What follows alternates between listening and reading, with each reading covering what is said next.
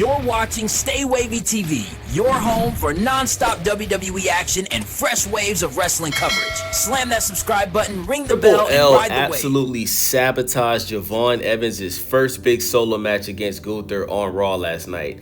The fact that I had to watch 7 straight ads on Netflix, and then once the ads was over, Gunther is coming out and Javon Evans is already in the ring. So you're telling me that we couldn't see Javon Evans' theme song on his first big solo match against Gunther, the ring general? Really? This is why people call Triple H Triple K. Because, like, he only does this to a specific type of wrestler. Let's be honest, right? Triple H only does this to a specific type of wrestler. And listen, I'm not saying it's just brothers he's doing it to, because he does it at LA Knight, but I mean, damn, you couldn't show the man's theme song? We couldn't hear your boy is bouncy? You know what I'm saying? Like, god damn. So this match actually was a pretty solid match. I think this match between Gunther and Javon Evans was better than the 2 matches that Jey Uso had with Gunther. The first match where Jey Uso made Gunther tap at WrestleMania, and the second match where Gunther ended up getting his title back before, you know, facing Goldberg for the World Heavyweight title. But I mean, come on, man. This is why you have no more superstars in the WWE, because you're not putting them in position.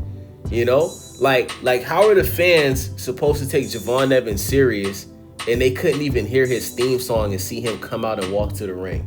Why would anybody that paid for a ticket to watch Raw last night, why should they see any value in Javon Evans? Why should anybody that was watching Raw on Netflix, why should they see value? If they don't already watch NXT and know who he is, why should they see value in Javon Evans when they couldn't even see his theme song? The match starts, Gunther comes out, and they just start wrestling. I mean, god damn, bro. Like, Triple H, he just can't help himself, bro. He just continues the allegations over and over and over. And at this point, I don't think we should call them allegations anymore. It just is what it is. He just does not like a certain type of wrestler. He doesn't like the brothers, right? So let's get into the match, right? So the young OG, he did not hesitate, fearlessly engaging Gunther early. The former world champion punished him with a chop and controlled the match, entering the break. While he teased a comeback, he caught him mid-fight and delivered a Boston Crab that transitioned into a backbreaker. Evans recovered and rocked Gunther with a kick for a 2 count. Back from the break, both men were down. They struggled to their feet and exchanged strikes until Evans tried for a springboard. Gunther countered him with a big boot. He did this twice. There was 2 times Evans tried to do the springboard and Gunther countered him with a vicious big boot, man. I thought that was pretty dope from the ring general. I'm not even a Gunther fan, but he put on a really solid match. I'm not going to lie. There was also, there was this point where, you know, Javon Evans, he likes to, you know, run towards, he likes to run outside the ring and pretty much fly over the ring or land on top of you. And the first time he tried to do it, Gunther caught him in midair and just slammed him on the side of the ring. I thought that was pretty, and he did it in a safe way, right? He didn't do it recklessly to try to injure Javon Evans. He did it very cautiously and safely, but it was dope, man. You know what I'm saying? Like, listen, let's be honest, bro. We all know Gunther was gonna win this match. You know what I'm saying? We knew he was going to win this match. But that's my point. If you're going to put Javon Evans in the tournament, why have him have a match with Gunther, right? Javon Evans is like a lucha libre type of wrestler, right? Bouncy, right? So why not put him in a match with another wrestler that's gonna allow him to showcase his style so he can gain more fans from the main roster? You know what I'm saying? This is like, bro, you put this man on a Raw that's John Cena's last ever Raw appearance ever before he retires at the end of this year. You know what I'm saying? Why not put Javon Evans in a match with Penta, right? Penta is, you know, a Luba Libre type wrestler that is bouncy as well. You know what I'm saying? He likes to jump off of the ropes. He does all type of tricky, dope moves in the ring. Why not put Penta in a tournament match with Javon Evans so both wrestlers can showcase their style? I think that would have been a much more entertaining match for Javon Evans to build his name in the WWE. But instead, you put him in a squash match. Whenever you see a young talent in a match with Gunther, it's automatically a squash match. You should already know as a wrestling fan, as a WWE fan, that the younger wrestler has no chance of winning. And that's what that was. And that's not the first time we've seen. You know what this reminded me of last night? It kind of reminded me of when Triple H put Carmelo Hayes in the match with Braun Strowman. And Braun Strowman just absolutely squashed him. That's what this match with Javon Evans reminded me of last night. The only difference is Javon Evans is tall. I think Javon Evans is like at least 6 feet tall. He's pretty tall, right? And he doesn't look inferior to Gunther. Even though Gunther won the match last night, like, Gunther doesn't make Javon Evans look inferior at all in the ring together, because Javon Evans, if they're not the same height, Javon Evans might be a little bit taller than Gunther. You know what I'm saying? So that's the only difference. But let's continue with the match. So back from the break, both men were down. They struggled to their feet and exchanged strikes until Evans tried for a springboard. Gunther countered with a big boot, only for the NXT export to counter a suplex into a stunner. He launched himself over the top rope onto Gunther, but found himself driven to the mat moments later with a powerbomb. He kicked out, but the former world champion applied his trademark sleeper and scored the submission victory. So that's it, folks. Javon Evans' first big solo match on the main roster is getting choked out by Gunther. Let's give it a clap for Triple K. Woo! Triple H! Like, what great booking is that, man? Like, bro, this is why people don't like Triple H, bro. Because you have all of this young talent and you do absolutely nothing with them, bro. You don't do anything with the young talent to help them become stars. Like, think about this, guys. Braun Breaker, right? He's been on the main roster for about 2 years now. His first year on the main roster, he wins an Intercontinental Championship. Then he loses it to Jey Uso just to get it back. So he's a 2-time Intercontinental Champion, right? Then you put him in a faction with Seth Rollins, who's the World Heavyweight Champion at the time, and Bronson Reed.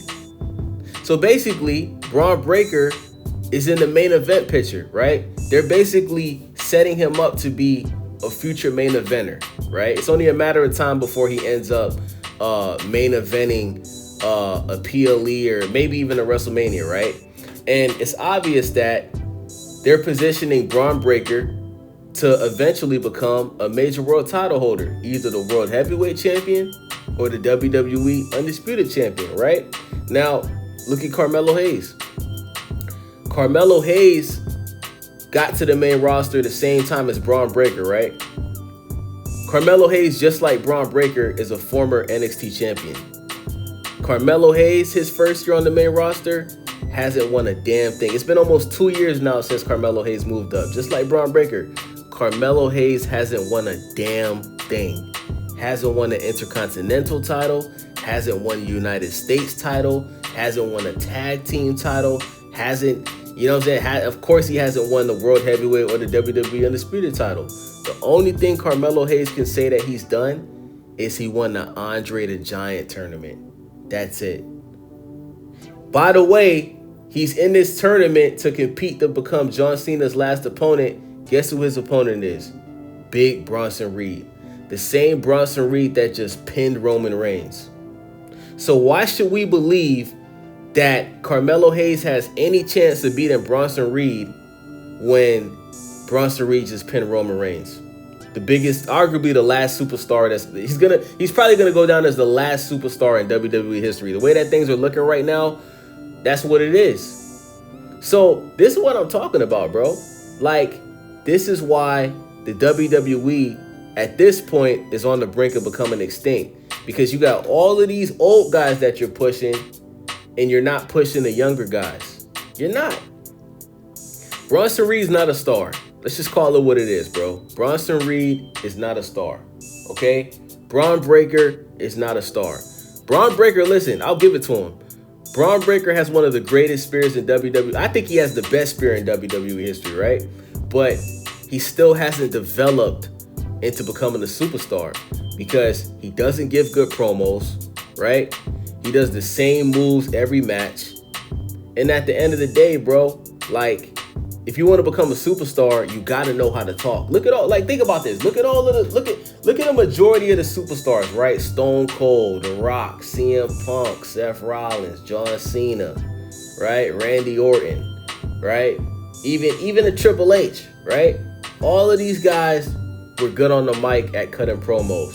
If you can't cut a promo, bro, it's going to hold you back from elevating, bro, right? Like, there's a few guys that weren't able to give good promos that became superstars, right? The first one that comes to mind is Brock Lesnar, right?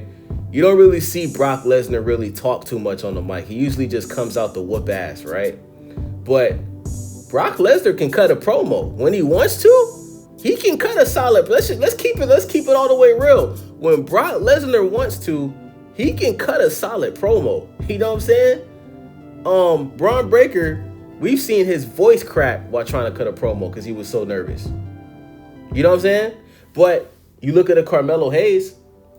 Carmelo Hayes can cut a damn good promo, but you're not putting him in position to cut a meaningful promo to elevate himself.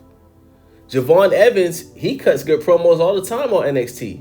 You know what I'm saying? Trick Williams. Trick Williams cut one of the best promos of the year against The Undertaker. Shawn Michaels had The Undertaker pull up the NXT to cut a promo with Trick Williams, and Trick Williams did his thing, bruh. Trick Williams held his own. Trick Williams is funny, charismatic. He's a good heel. He can be a babyface, but this guy's like 32 years old, still on NXT. You still haven't brought him up to the main roster. This is what I'm talking about, man. How can you expect your younger talent to develop when you're not putting them in position to do so? This is why CM Punk, who has these huge bags under his eyes, that can barely move around the ring, who's damn near 50, this is why CM Punk is the World Heavyweight Champion. This is why. Because you're not elevating the younger stars. And I think what Triple H did to Javon Evans last night was extremely disrespectful, man. Think about that man's family that watched Raw last night, that was excited to see Javon Evans have his first big solo match on Raw. They couldn't even see his entrance last night, bro, because you decided to have Netflix run ads during his theme song. You guys think that was by coincidence? Hell no, it wasn't by coincidence, bro. He did it on purpose. That was Triple H telling everybody, I don't value this guy. I don't value this guy. I don't value this guy. What am I gonna show his theme song of him coming out on TV for? Man, it's just some guy on NXT that's like 20, 21 years old, man. He's gonna be another jobber. Yeah, I'm gonna have Gunther just choke him out and pin him. You know what I'm saying?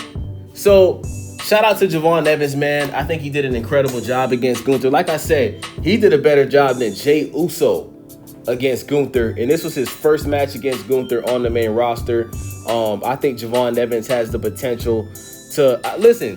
You know who I look at Javon Evans as? I look at Javon Evans as kind of like how I look at Jeff Hardy. He has the same potential of a Jeff Hardy. That's how I look at Javon Evans, bro. Your boy is bouncy, man. So that's my thoughts on this, man. It's your boy Wavy, Stay Wavy TV. Make sure y'all subscribe, thumbs up the video. Let me know what y'all think about this video, man, in the comment section. Thank you guys for watching. It's your boy Wavy. I'm out. Stay wavy, signing out. Ride the tide, no doubt. From the rooftop glow to the neon cloud. You tapped in, so I gotta say love. Like, subscribe, keep the motion above. Until the next wave, we out. Peace.